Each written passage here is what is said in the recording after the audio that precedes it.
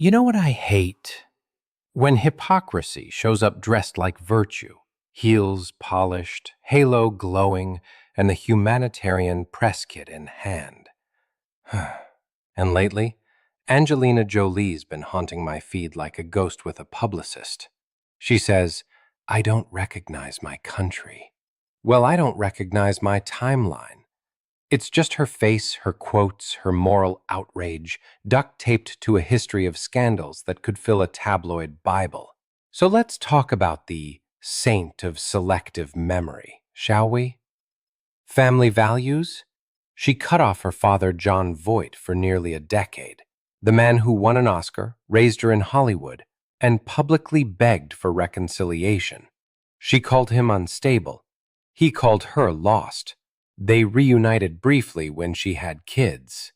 PR optics, maybe, but the warmth? Ice cold. And when he supported Trump?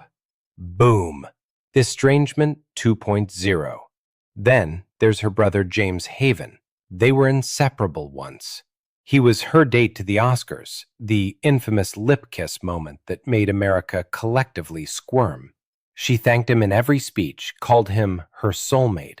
Then, silence. She skipped his wedding, allegedly cut off financial support. He went from inner circle to outer orbit.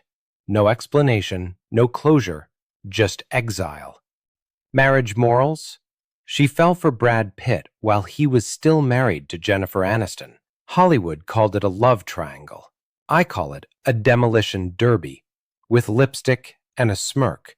She denied the affair at first, then admitted they fell in love on set. The timeline? Suspicious. The fallout? Tabloid Armageddon. Mental health advocacy? She wore Billy Bob Thornton's blood around her neck, talked about knives, death, and self-harm, admitted to heroin and cocaine use, said she used to fantasize about funerals. Now she's the voice of stability? That's not growth. That's a rebrand. Casting integrity? She played Marianne Pearl, a woman of Afro-Cuban descent, in A Mighty Heart. Critics called it tone-deaf. She called it honoring the role. Hollywood called it whitewashing with good intentions. Children's rights?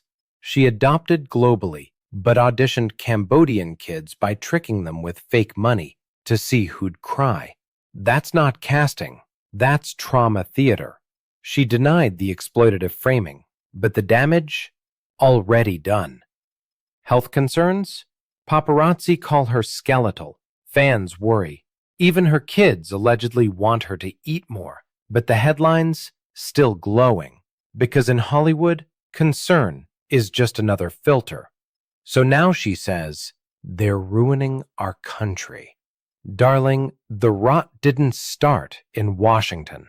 It started in the mirror, where saints are sculpted from scandals, and skeletons wear couture. Tick-tock, the mask is slipping, the family's missing, and I'm laughing.